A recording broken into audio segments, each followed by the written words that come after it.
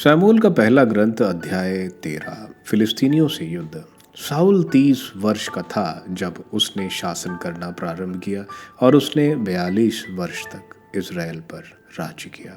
शाऊल ने इज़राइल में 3000 आदमियों को चुना। उनमें 2000 शाऊल के पास मिकमास और बेतल की पर्वत श्रेणी पर रखे गए और 1000 बिन्यामीन में गिबवा में योनातान के पास।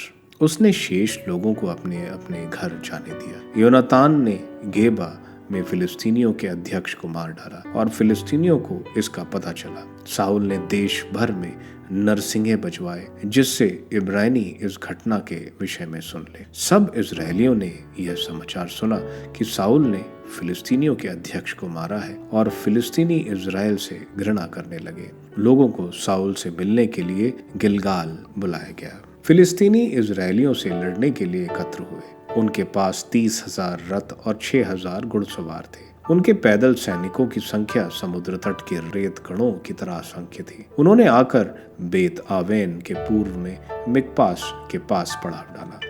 जब इजरायलियों ने देखा कि वे बड़े संकट में पड़े हैं क्योंकि उनकी सेना चारों ओर से घिर रही थी, तो लोग गुफाओं, गड्ढों, चट्टानों की दरारों, कब्रों और कुएं में जा छुपे। कुछ लोग यार्दन पार कर गाद और गिलियाद प्रदेश में चले गए, किंतु शाऊल अब तक गिलियाद में ही पड़ा था। उसके साथ वे सभी सैनिक भयभीत थे। शमूएल और शाऊल में विवाद। उसने 7 दिन तक शमूएल द्वारा निश्चित समय तक प्रतीक्षा की, लेकिन शमूएल गिलगाल नहीं आए। जब लोग उसके पास से भागने लगे तब शाऊल ने आज्ञा दी, होम बलियां और शांति बलियां ले आओ, और उसने होम बलि चढ़ाई।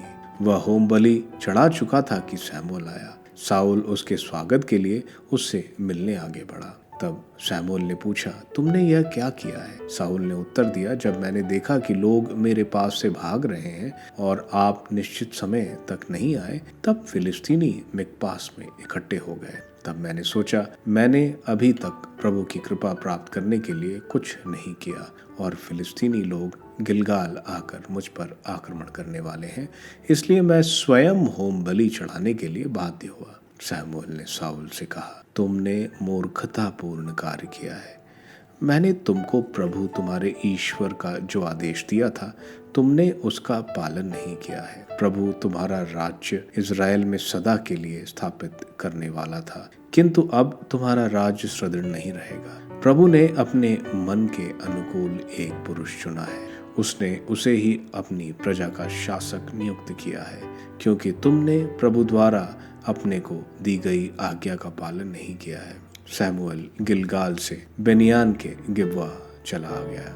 युद्ध की तैयारी। शाऊल ने अपने साथ के लोगों की गिनती की। उनकी संख्या लगभग 600 थी। शाऊल, उसका पुत्र योनातान और उनके साथ के लोग बेन्यामीन के गेबा में रहे, जबकि फिलिस्ती मिकास में पड़ाव डाले पड़े। फिलिस्तीनियों के पड़ाव से 3 छापामार दल निकले।